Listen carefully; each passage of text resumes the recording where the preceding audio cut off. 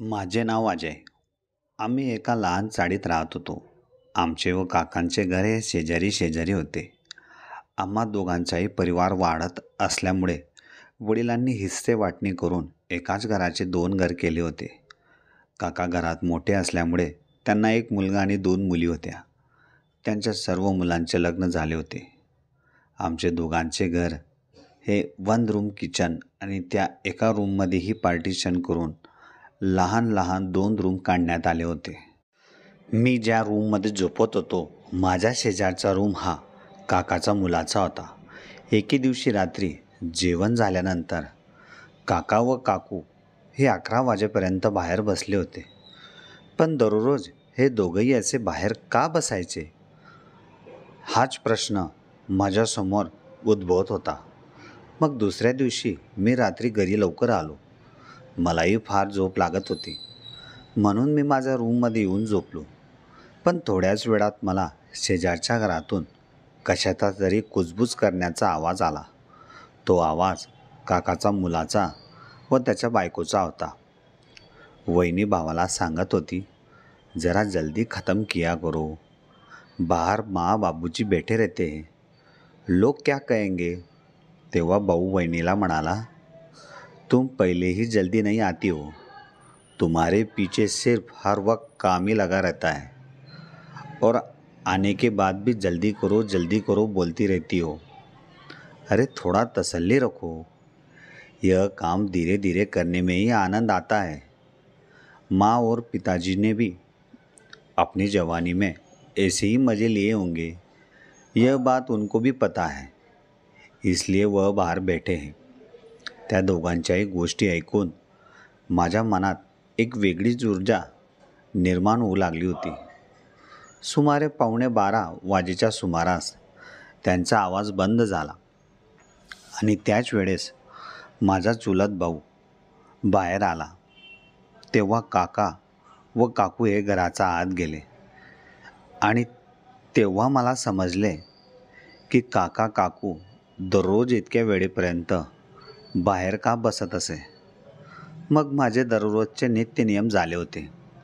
मी बाहेर टाईमपास न करता घरी लवकर येऊ लागला होता आणि माझा चुलत भाऊ आणि वहिनी यांची कुजबूज मी दररोज ऐकू लागलो होतो. माझे वडील हे लेबर कॉन्ट्रॅक्टर होते आणि आम्ही सर्वजण त्यांच्याच अंडरमध्ये काम करायचो.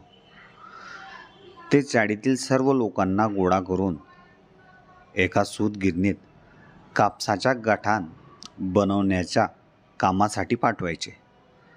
त्या ठिकाणी माझे काका काकू चुलत भाऊ हे देखील कामाला येत होते आणि वहिनी या घरीच असायच्या.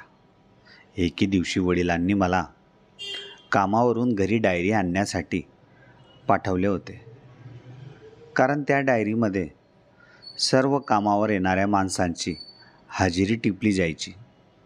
त्या हजेरीनुसारच वडील त्यांना हप्त्याचे पेमेंट करायचे. मी जेव्हा घरी आलो तेव्हा वहिनी या बाहेर बसून शेजारच्या बायकांशी गप्पा मारत होत्या आणि मला पाहिल्यावर त्या मला म्हणाल्या, अरे अजय, तुम जल्दी आ गए काम से, कुछ काम था क्या घर पर. तेव्हा मी वहिनीला म्हणालो, अरे भाभी, पिताजी ने मुझे डायरी लाने के लिए यहाँ भेजा है, वह घर पर ही भूल गए थे, इसलिए मैं आया हूँ. तेव्हा वहिनी मला सांगू लागल्या, अजय, अगर तुम्हारे भैया तुम्हें मिलते तो उनको बताना, घर आते समय सब्जी लेके आना. तेव्हा मी वहिनींना म्हणालो, भाभी, घर बैठे बैठे भी आपको भैया की बहुत याद आती है, पूरी रात उनके साथ रहकर भी उनके बिना मन ही नहीं लगता क्या आपका. तेव्हा वहिनी मला म्हणाल्या, अरे अजय, मैं तुम्हारा मतलब समझी नहीं, क्या कहना चाहते हो तुम. मग मी वहिनींना म्हणालो, ओ हो भाभी, बेवकूफ़ बनाना कोई आपसे सीखे, पूरी रात भैया को जल्दी करो, माँ पिताजी बाहर है, ऐसे करती रहती हो, और अभी शाम को भी जल्दी घर बुला रही हो. अरे सब्र रखा करो, भैया घरी आएंगे. तेव्हा वहिनी माझ्याकडे पाहून हंसून म्हणाल्या, इसका मतलब तुम हम दोनों की बातें रात भर सुनते रहते हो. ये अच्छा नहीं है अजय. किसी मियाँ बीबी के बातें चुप चुप के सुनना. तेव्हा मी वहिनींना म्हणालो, भाभी मैं किसी की बातें चुप के नहीं सुनता. मैं जब सोता हूँ तब ऑटोमॅटिक वह बातें मेरे कान से होते हुए गुजरती है. तेव्हा वहिनी मला म्हणाल्या, तुम काफ़ी बदमाश लगते हो और शरारती भी दिखते हो. मग मी वहिनींना म्हणालो, कभी कभी आप अगर मेरे भाई से बोर हो जाती हो तो तुम मेरी तरफ भी ध्यान रखना. भाभी मैं भी काफ़ी हैंडसम दिखता हूँ. तेव्हा वहिनी मला म्हणाल्या, ज़रूर ध्यान रखूँगी अजय. मैं तुम बिल्कुल चिंता मत करो और अभी काम पर जाओ. वहिनींचे म्हणणे ऐकल्यानंतर मी घरातून डायरी घेऊन सरळ कामावर येऊन पोचलो. असेही मला वहिनींमध्ये काहीही इंटरेस्ट नव्हता, पण त्यांची कुजबूज ऐकल्यानंतर माझ्याही मनात त्यांच्याबद्दल एक वेगळीच फिलिंग जागृत होऊ लागली होती. असं दादा वहिनीसोबत काय करत असावा ही जाणून घ्यायची उत्सुकता माझ्या मनात फक्त बाकी राहिली होती. संध्याकाळी कामावरून सुट्टी झाल्यानंतर मी आणि माझा चुलत भाऊ सोबतच घरी आलो आणि जेव्हा बाबाने वहिनीच्या हातात भाजीची पिशवी दिली तेव्हा मी वहिनीला म्हणालो, भाभी आज रात का खाना बढिया बनाना. आणि तेव्हाच माझी आणि वहिनींची नजरानजर झाली. वहिनींनी एक गोड स्माईल माझ्याकडे पाहून दिली. मग मीही वहिनींना इशारा करून म्हणालो, भाभी आज रात का खाना बिना बर्तन आवाज़ किए ही करना, नहीं तो बहुत ज़ोर का आवाज़ हमारे घर में भी सुनाई देता है. इस चीज़ का ध्यान रखना. तेव्हा वहिनी मला म्हणाल्या, हाँ आज से पक्का ध्यान रखूंगी. एवढं बोलून मी माझ्या घरी येऊन पोचलो. मग तोंड हात धुवून मी पण माझ्या मित्रांसोबत फिरण्यासाठी निघालो.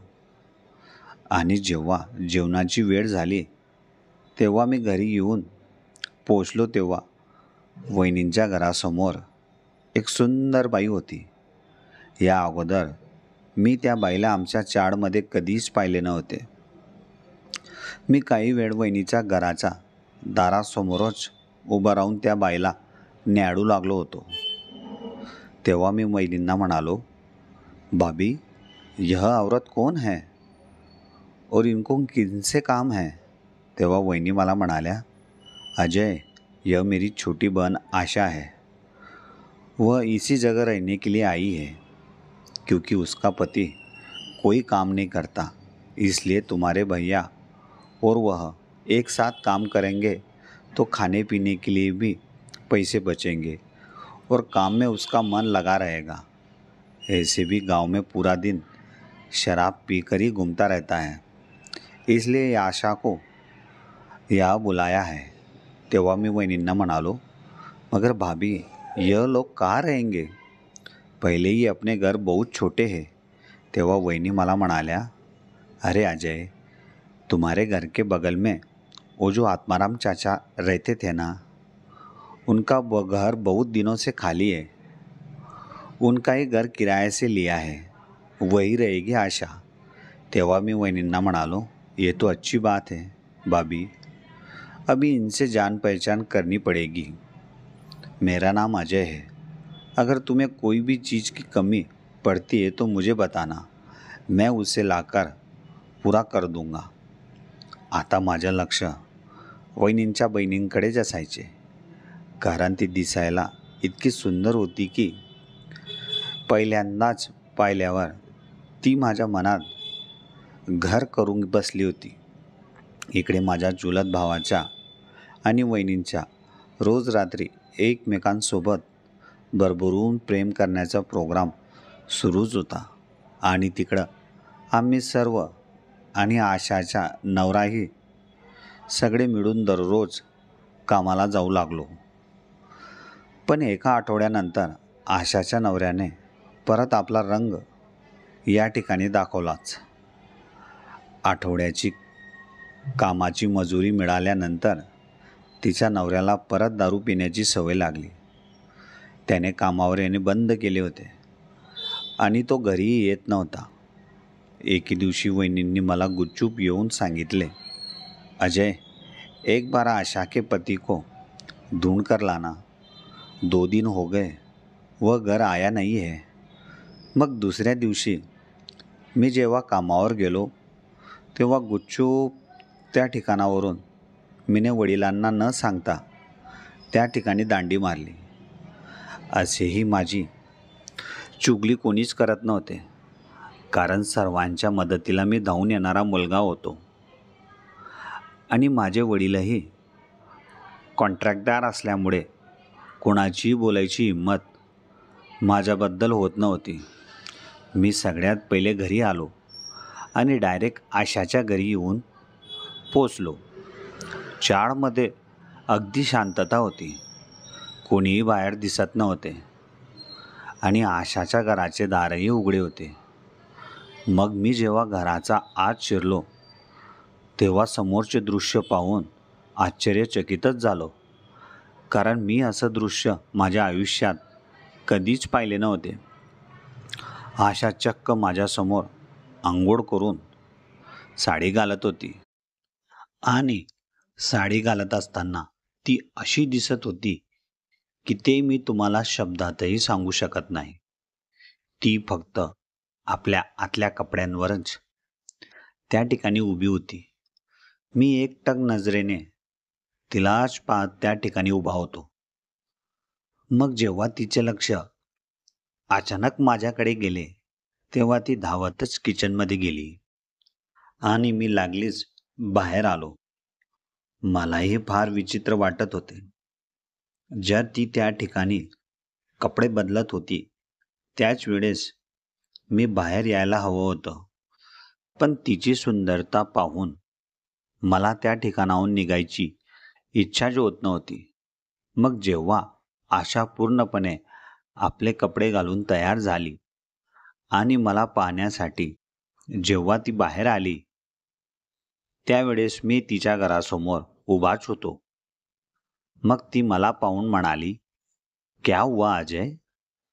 बिना दरवाजा खटखटाए तू अंदर कैसे आ गए थे? तेव्हा मी आशाला म्हणालो, मुझसे गलती हो गई. मैंने सच में एक बार दरवाजे पर आवाज़ देकर अंदर आना चाहिए था, मगर दरवाज़ा खुला था. मुझे लगा कि तुम कुछ काम कर रही होगी, इसलिए मैं डायरेक्ट अंदर आ गया. मग मी तिचे लक्ष भटकवण्यासाठी तिला म्हणालो, मुझे भाभी ने भेजा था. आपके पति 2 दिन से घर आए नहीं है, इसलिए वह पूछना था. तेव्हा आशा मला म्हणाली, कोई ज़रूरत नहीं है उन्हें ढूंढने की. ऐसे भी नाकारा आदमी है. तंग आ चुकी हूँ मैं उनसे शादी करके. ना उसे मेरी फिक्र है और ना उसे खुद की. हर दिन नशे में ही रहता है. उसे इतना भी खुद को लगता नहीं कि मैं पैसे कमाकर घर में कुछ चीज़ें ला सकूं और मेरी बीबी को खिला सकूं और उनके साथ मैं खुश रह सकूं. एक तरफ मेरे जीजाजी है, वो हर दिन सुबह काम पर जाते हैं और शाम को ही वापस आते हैं. कितने अच्छे से मेरी दीदी का ख्याल रखते हैं. उन दोनों की तरफ देखने से मुझे भी पश्चाताप होता है कि क्यों मेरे नसीब में ऐसा पति मिला. पिछले जन्म में जरूर मैंने कोई पाप किया था जो इस जन्म में मुझे भुगतना पड़ रहा है. तेव्हा मी आशाला म्हणालो, तुम चिंता मत करो, मैं तुम्हारे पति को ढूंढकर उसे समझाऊंगा और उसे सही लाइन पर लेके आऊंगा. तेव्हा आशा मला म्हणाली, अरे अजय, अच्छे अच्छे महारथियों ने उनके आगे अपने घुटने टेक दिए. खाली एक हफ्ता वह मन लगाकर काम करता है. जैसे ही पैसा हाथ में मिला फिर बात जैसी थी वहीं पर आ जाती है. इसलिए मैं अपना ससुराल छोड़ के दीदी के पास आई थी. कुछ इनको काम मिले और यही सही लाइन पर आ जाए. और तुम्हें उनको ढूंढने की कोई ज़रूरत नहीं है। जैसे ही उनके पास पैसा खत्म हुआ, वह वापस मेरे पास आएंगे. तिच्या आयुष्यातला त्रास पाहून मला तिच्यावर फार दया येत होती. मग मी तिला म्हणालो, आशा, मुझे सच में माफ कर देना. मैंने तुम्हें उस हालत में देख लिया और तुम्हें बुरा लगा. तेव्हा आशा मला म्हणाली, मुझे बुरा तो नहीं लगा, मगर तुमसे मिलके मुझे अच्छा लगा. क्योंकि सच में दुनिया में भी अच्छे लोग होते हैं और तुम्हें मेरी परवाह थी, इसलिए तुम मेरे पति को ढूंढने के लिए यहाँ तक आए थे. आशाचं म्हणणं ऐकून मी परत माझ्या कामावर येऊन पोचलो आणि संध्याकाळी जेव्हा आम्ही कामावरून घरी आलो, तेव्हा सर्वजण बाहेरच बसलो होतो. आशाही आमच्याच घरात आईजवळ बसली होती आणि तेवढ्यातच वडिलांच्या मोबाईलवर कोणाचा तरी फोन आला. त्यांनी फोनवर हॅलो म्हटलं आणि आश्चर्याने, काय असे ते म्हणाले. आणि केव्हा झाले, फारच मोठी घटना झालेली असावी असे मला वाटत होते. आणि जेव्हा वडिलांनी फोन खाली ठेवला, खरंच माझी भविष्यवाणी ठरली होती असे मला वाटत होते. कारण आमच्या आईची आई ही देवाच्या घरी गेली होती. त्यांचे वय 82 वर्ष इतकं होते. आता संध्याकाळचे 6 वाजले होते. मामाचे गाव हे आमच्या गावापासून 75 किलोमीटर अंतरावर होते. म्हणून आई व वडील आणि काका व काकू यांना आत्ताच संध्याकाळच्या 7 वाजेच्या बसने त्यांनी जायचे ठरवले होते. आईने, वहिनींनी व आशाने मिळून फटक्यात सर्वांसाठी स्वयंपाक केला आणि जेवण करून ते 4ही जण माझ्या मामाच्या गावाला जाण्यासाठी निघाले. बस स्टँडवर मी त्यांना सोडून आल्यानंतर सर्वजण आपापल्या घरी गेले होते. मलाही काही लवकर झोप लागत नव्हती, म्हणून मी माझा रूममध्ये जाऊन मोबाईल पाहू लागलो. आणि थोड्याच वेळात शेजारच्या घरातून माझ्या चुलत भावाची आणि वहिनींची कुजबूज परत माझ्या कानी ऐकू आली. वारंवार वहिनींचा आवाज येत असल्यामुळे माझ्याही मनात एक वेगळीच आग निर्माण होऊ लागली होती. आज त्यांच्या घरात कोणी नसल्यामुळे ते दोघंही एकमेकांसोबत भरपूर वेळापर्यंत भरभरून प्रेम करणार होते. कारण असा वेळ आणि अशी संधी त्यांना या अगोदर कधीच मिळाली नसावी. आणि तेव्हाच माझ्या घराच्या दारावर कोणाच्या तरी थाप मारण्याचा आवाज आला. मी फटक्यात उठून दार उघडण्यासाठी गेलो, तेव्हा समोर आशा उभी होती. आता रात्रीचे 10 वाजले होते. तेव्हा मी तिला म्हणालो, क्या हुआ आशा, कुछ चाहिए था क्या तुम्हें, और कुछ काम था. तेव्हा आशा मला म्हणू लागली, अजय, मेरे पति भी 2 दिनों से घर नहीं आए हैं. मुझे अकेले में सोने में डर लगता है, इसलिए मैं तुम्हारे घर सोने आई हूँ. तेव्हा मी आशाला म्हणालो, मैं भी घर में अकेला हूँ. तुम ऐसा करो, भाभी के घर जाकर उनके साथ सो जाओ. तेव्हा आशा मला म्हणाली, मैं पहले वही जा रही थी, मगर मेरे दिल ने मुझे रोक लिया, क्योंकि वह दोनों मियाँ बीबी भी घर में अकेले होंगे. बहुत दिनों के बाद उनको ऐसा मौका मिला है, फिर उनको क्यों डिस्टर्ब करूं, इसलिए मैं तुम्हारे घर आई. तेव्हा मी आशाला म्हणालो, चलो ठीक है, अभी आई गई हो तो मैं नीचे तुम्हारे लिए गद्दा डाल देता हूँ. तुम यही मेरे रूम में नीचे सो जाओ. मग आशा मी टाकलेल्या गादीवर झोपली. थोड्याच वेळात शेजारच्या घरातून वहिनींचा आवाज परत जोरजोराने येऊ लागला आणि त्या माझा चुलत भावाला वहिनी सांगू लागल्या, अरे कितने दिनों से भूखे हो, थोड़ा आराम से. मैं थोड़ी ना कहीं भागे जा रही हूँ, और यह काम थोड़े प्यार से और आराम से ही करने में मजा आता है. तुम तो बिल्कुल भूखे शेर की तरह मुझ पर टूट चुके हो. वहिनींचा आवाज ऐकल्यानंतर आशाची बेचैनी वाढू लागली होती. ती पण वारंवार आपली कूच बदलू लागली होती. माझे लक्ष आशावरच होते. तेव्हा आशा मला म्हणाली, अजय, तुम्हारे घर में बहुत आवाज आ रही है. तेव्हा मी आशाला म्हणालो, यह आवाज मेरे घर में हर दिन रात में 10 बजे से 12 बजे तक आती रहती है और यह आवाज सुनते सुनते मुझे भी बहुत सुकून मिलने लगा है. मुझे ऐसे लगता है कि मैं कुंवारा होने के बावजूद भी शादीशुदा हूँ. तेव्हा आशा मला म्हणाली, मगर यह आवाज किसकी है. मग मी आशाला म्हणालो, यह आवाज तुम्हारे जीजाजी और दीदी की है, जो हर रात को अपने प्यार का इजहार करके एक दूसरे के साथ ऐसे आवाजें निकालते हैं. तेव्हा आशा मला म्हणाली, अजय, तुम्हें थोड़ी भी शर्म नहीं आती है जो शादीशुदा मर्दों की और औरतों के बीच होने वाली बातें सुनते रहते हो. तेव्हा मी आशाला म्हणालो, मैं इन दोनों की बातें कभी नहीं सुनता, बल्कि ये खुद मुझे हर रात को सुनाते हैं. मग मी आशाला म्हणालो, तुम भी अपने पति के साथ जब ऐसे ही भर भर के प्रेम करती होगी, तब तुम भी ऐसी ही बातें करती थी क्या. तेव्हा आशा मला म्हणाली, अजय, मेरे नसीब में ऐसा पति का प्यार मिला ही नहीं, क्योंकि जब से मेरी शादी हुई है तब से मेरा पति मेरे साथ सोया ही नहीं है. मैं हर दिन हर रातें तरस गई उनके प्यार को पाने के लिए. अगर मुझे पहले पता होता कि मेरा पति इतना बेवड़ा है तो मैं उससे कभी शादी नहीं करती. ये तो मेरी बदनसीबी है जो मेरे नसीब में इतना आलसी पति मुझे मिला.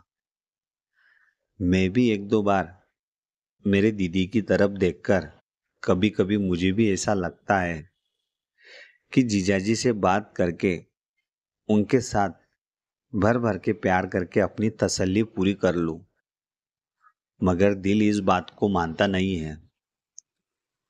फिर रोज ठंडे पानी से नहाकर मैं अपने आप को शांत कर लेती हूँ. मग मी पलंगावरून खाली उतरून आशाजवळ येऊन बसलो आणि तिला सांगू लागलो, हर आदमी के जिंदगी में कोई ना कोई दिक्कत आती ही रहती है और तुमने बहुत अपनी जिंदगी में ऐसी दिक्कतों को सहन किया है. एक बात बोलूं आशा, तुम्हारी दीदी और जीजाजी की आवाज सुन सुनकर मुझे भी प्यार करने वाली कोई ना कोई चाहिए थी. जब मैंने तुम्हें उस दिन शाम को पहली बार देखा तभी तुम मुझे बहुत अच्छी लगने लगी थी, और जब मैंने पहली बार तुम्हारी सुंदरता तुम्हें साड़ी चेंज करते हुए देखी तब और भी मैं तुम्हें पाने की कोशिश में लगा हुआ था. और आज वही मौका हम दोनों के पास है. बस मैं तुम्हारा हाँ का इंतजार कर रहा हूं. मग मी अचानक आशाचा हात माझ्या हातात पकडला. तेव्हा ती काहीच बोलली नाही. मग मी परत तिला विचारले, आशा, जो इच्छा मेरे मन में है वही तुम्हारे भी मन में है क्या. तेव्हा आशा मला म्हणाली, औरतों के मन में कितनी भी इच्छाएं होती है ना अजय, वो कभी मुंह से बताती नहीं. जो आदमी करता है वो वही करती है. अजूनही आमचे एकमेकांचे हात तसेच होते. मी आशाच्या हाताला माझ्या हाताने घट्ट दाबू लागलो होतो आणि मी तिच्याजवळ जाऊ लागलो होतो. आशालाही माझा स्पर्श हवाहवासा वाटत होता. आता आशाने आपले स्वतःचे डोळे मिटून ठेवले होते. मग मी माझ्या ओठांचा स्पर्श तिच्या ओठांना करण्यासाठी हळूहळू पुढे जाऊ लागलो. तेव्हाच मी आशाच्या अशा ठिकाणी स्पर्श केला तेव्हा तिच्या तोंडातून आई ग असा आवाज आला आणि तिने फटक्यात मला मिठीत घेतले. मीही आशाला भरभरून साथ देऊ लागलो होतो. हळूहळू आम्ही दोघांनी आमचे अंगावरचे कपडे बाजूला ठेवले आणि लाईटाच्या प्रकाशात आशा समोरून अशी दिसत होती की ते मी तुम्हाला शब्दातही सांगू शकत नव्हतो. ते तिच्या कापसासारखा लागणाऱ्या मी हाताने जेव्हा स्पर्श केला, तेव्हा माझं अंग त्यावेळेस थरथरायला लागलं होतं. आता आशाने कंट्रोलही होत नव्हतं, म्हणून तिने लागलीच आपले ओठ माझ्या ओठांवर टिकवले. मग आम्ही अर्ध्या तासापर्यंत एकमेकांच्या ओठांचा रस चाखला आणि रात्रभर एकमेकांसोबत आम्ही भरभरून प्रेम करू लागलो.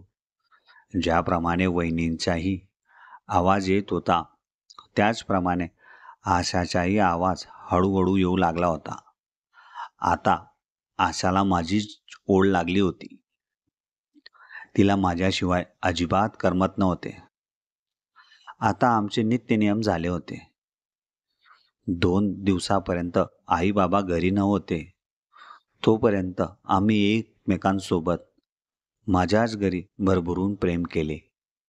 आणि ज्या वेळेस आई बाबा मामाच्या गावाहून परतले, तेव्हा आशा मला स्वतःहून म्हणाली की तुम्ही रोज रात्री माझ्याच घरात येऊन मला भरभरून प्रेम करत राहा. आशाच्या आणि माझा प्रेमाचा हा प्रोग्राम सतत 6 महिन्यापर्यंत चालला. आशा माझ्यापासून गरोदर झाली. काही महिन्यानंतर आमच्या दोघांचं प्रेमाचं भांडं आई-वडिलांसमोर उघडकीस आले. तेव्हा मी वडिलांना सांगितले की मी आशावर भरपूर प्रेम करतो आणि लग्न तिच्याशीच करणार आहे. पण तिचं अगोदरच लग्न झालेलं होतं. पण तिच्या नवऱ्याचं काही भविष्य नसल्यामुळे तिला तिच्यासोबत राहायचं नव्हतं. वहिनींनी एक सुझाव वडिलांना दिला. जर आपण त्या माणसाशी आशाला घटस्फोट दिला तर अजयचं लग्न आशाशी करायला कोणीही बोलणार नाही. मग 2 महिन्यांचा आत आशाच्या आणि तिच्या नवऱ्याचं घटस्फोट झाला. त्यावेळेस आशाला 5वा महिना सुरू होता. मग मी आणि आशा लग्न करून आनंदाने आमच्या संसारात थाटात नांदत होतो. काही महिन्यांनी आशाने एका सुंदर बाळाला जन्म दिला. अशा प्रकारे संध्याकाळी पाहिलेल्या एका सुंदर बाईला तिच्याच घरात तिने मला बोलवून मी तिला बायकोच्या स्वरूपात स्वीकारले होते.